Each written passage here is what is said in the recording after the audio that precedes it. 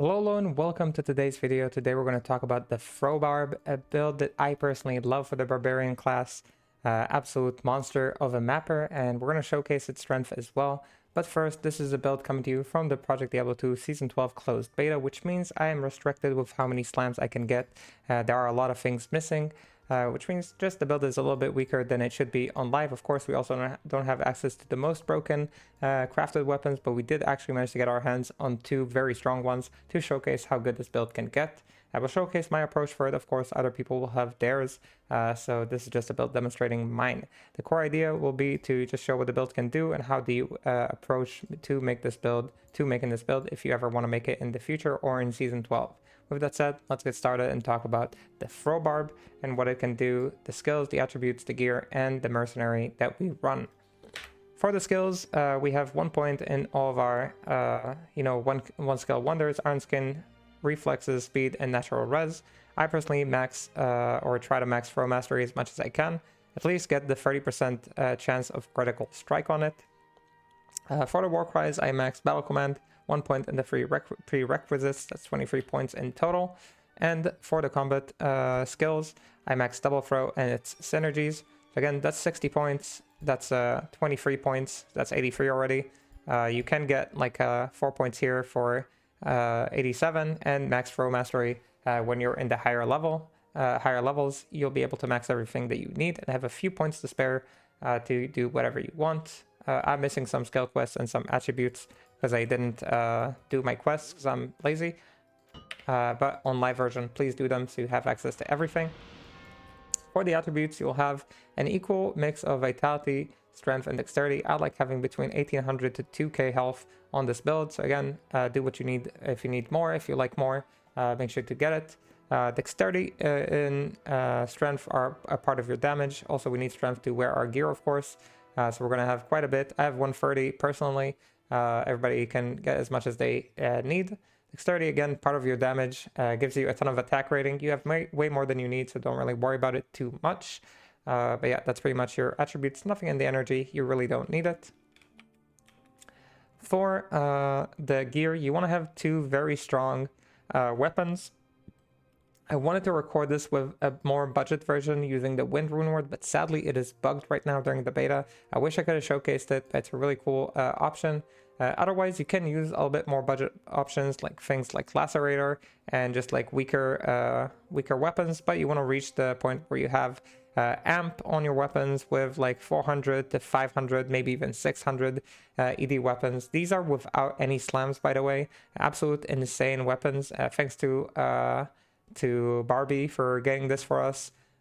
He kind of helped with the crafting. I say kind of helped, he kind of did everything. So props to them, shouts to them for getting those. And yeah, when we were testing, these were popping off insanely well. Again, having amp on one of your weapons is kind of something you want on throw, and the other one just needs as much damage as possible. For the attack speed, you want to have as much attack speed as you can, so you want to go to the final breakpoint once you finish charging your frenzy. I'll show how that looks like once I hop into a map in terms of breakpoints, but first let's go over the rest of the gear. These just have Ohm Runes and EDIS jewels in them to help with the breakpoints, is why I wanted to say that. But yeah, you want to have as much damage as possible. The helm is Veil of Steel, gives us a ton of res, gives us a ton of enhanced damage. Very nice helm, socketed with just more EDIS jewels to help us with the breakpoints. The armor is Enigma. I don't want to hear anything about it. I know that you have Frenzy and you run very fast. The Enigma makes it better in my opinion. I love playing it with Enigma, and you really have enough damage. You don't need like a Fortitude. You don't need Tyraels. Tyraels is overrated. Enigma is the best armor in the game. Almost always. Sorry, I really love Enigma, but it's really good, and I really recommend using it. So Enigma is the choice for me. String of Ears for some Life Leech and PDR. We have Laying of Hands just because I didn't feel like crafting like a very strong pair of gloves with 20 IS and Deadly Strike and enhanced damage, but you can definitely do that. There are other options too. I just use this for the IS mostly to get our breakpoints. Ravenfrost for the Dexterity and the CBF, because we do need CBF on something. We have a Dual Leecher over here. You want usually at least one Dual Leecher to help with mana and Life Leech. I found that 3 mana leech felt a little bit too low, so 4 is where I was aiming for. and having about 8 life leech is where things start looking good for life leech. Of course, the rest of the things that it has can be like resistances, can be PDR, can be a lot of different things. It's kind of up to you. Running a BK sets here is also a valid option, or a wisp projector for the extra little wisp. The wisp of Heart of Wolverine cast on it is very nice. Boots are War Travelers. The flat damage is very, very nice. As you can see, 200 plus damage on the minimum there is really, really nice and really worth. And it comes with MF, and we love MF. Since you're not running, I like these more. A lot of other people prefer Go Riders, which is perfectly fine. All the options, whatever you like, is the best. I'm using Saracens for this build. I love Saracens. I'm not a big fan of High Lords. I like consistent damage, and I love the old res on it too. So that's why I use Saracens for the weapon. On the swap, we have Mang Song to cast our bow a little bit faster, which is, of course, very, very nice for ourselves. And yeah, that's pretty much it for this. For the skillers, I have a bunch of charms. I spawned actually random max damage charms, so whatever they spawned is what I took. You can take combat skillers, but they're not super effective. You can take masteries if you want more of your passives. That's also very fine and very okay.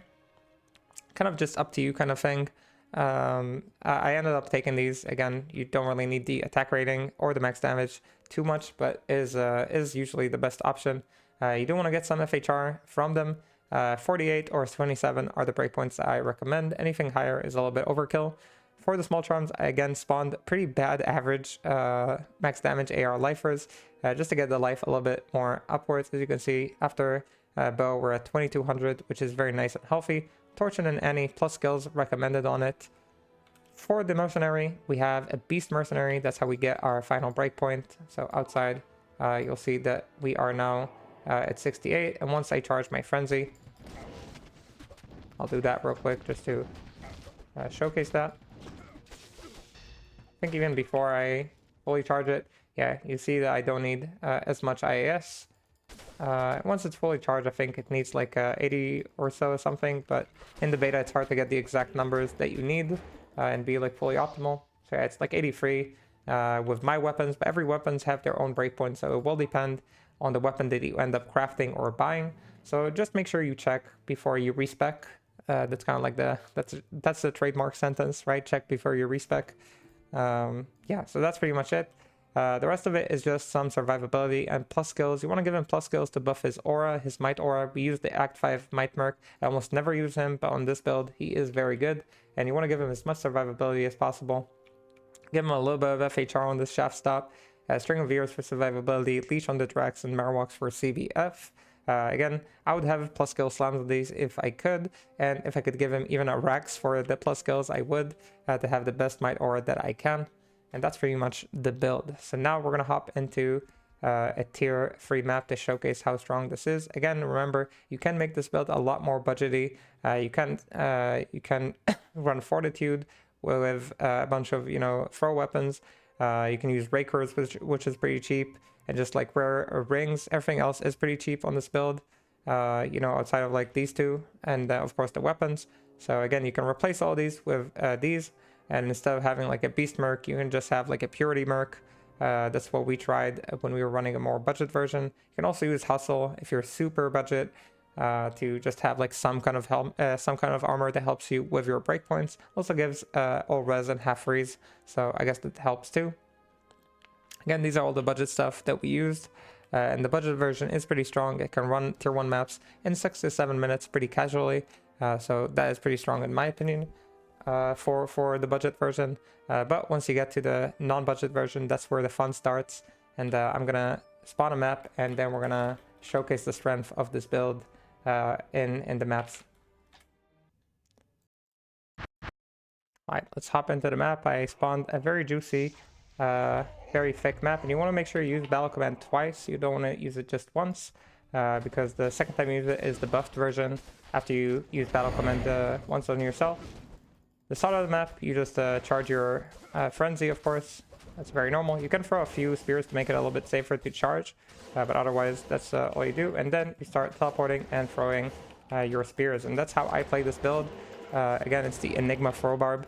I think it's the strongest version of this barb because at some point your damage is just so high. It really doesn't matter whether you have more damage on your armor or faster run walk. You just want more mobility. And that's how I play it. I just jump around like this. Again, you want to make sure you don't lose your frenzy when you play this. It's a very intense kind of playstyle. And yeah, you want to make sure you keep your merc safe by moving around. Don't let anything stick to him too much. Let's keep running around. And again, make sure to eliminate whatever seems most dangerous. You can pretty much target whatever you want. Things will bounce around, of course.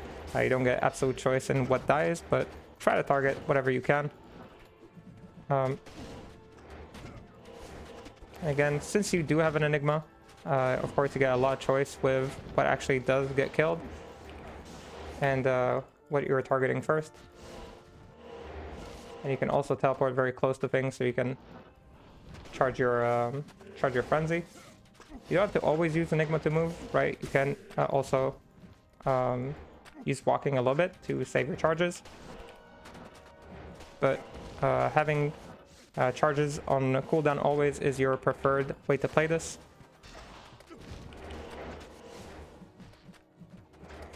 As you can see, the leech on this is amazing. If I could have a little bit more FCR, that's what I would invest in next. Again, it's a little bit of a problem in the beta to have everything that you need.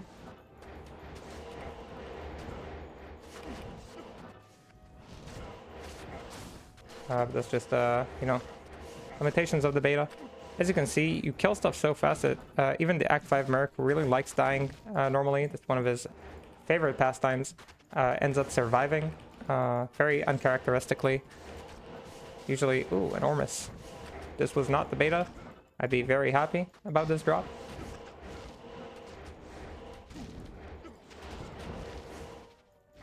Yeah, as you can see, absolute destruction and annihilation. Or annihilation. I don't know how you say that in English. And I dropped my frenzy because I'm trying to explain and talk too much. So let's make sure we charge it back up. Again, if you do need to charge it back up, make sure to throw a few spears just to make it a little bit safer for you, to make sure the life leech is still on point. I think there's like minus FHR in this map or something. Feels like something is making us not teleport as consistently as we normally do.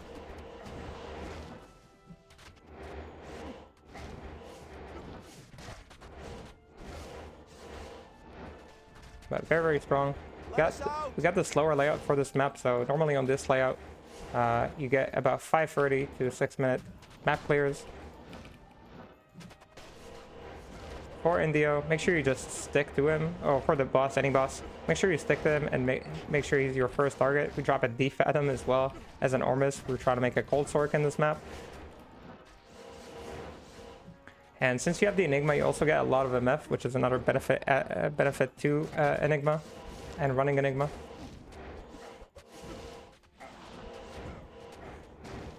Again, clear everything. The bounces kind of do your job for aiming. You don't actually have to aim, which is very nice for us who can't aim, like me, you know. I kind of struggle with aiming for sure. That's why I don't play Amazon. Yeah, that's pretty much how the build is played, or how I play the build. Build is extremely strong. I think it's one of the stronger bar builds, alongside things like Whirlwind Bleed. And again, once you get these insane weapons and you get like all the slams that you need to move around, again, we're missing some FCR and FHR to make this look even more godly. Then you pretty much have it in the bag, right? I'll make sure to rebow myself. If you do need to rebow yourself, make sure to do it before they run out. Save yourself one cast.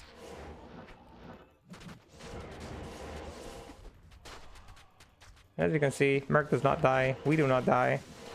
Yeah, build is extremely strong. You can play it faster and more aggressive if you'd like to. It's just hard for me to do these things sometimes when I'm recording.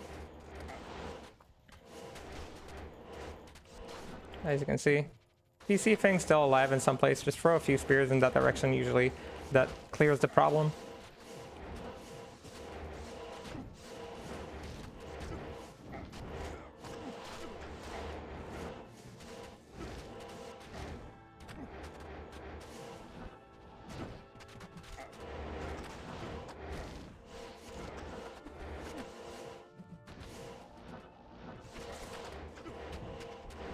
Again, as you can see, I don't have a ferocity or anything. I just teleport right in the middle of things. Everything just dies immediately. So that just is how the build is, you know? I didn't make it up. I'm just playing it. Yeah, that's pretty much it. That's the map cleared. Again, a little bit slower because we're not playing our best here, but that's a pretty good demo for what the Throw Barb can do in the Project Diablo 2 Season 12 closed beta.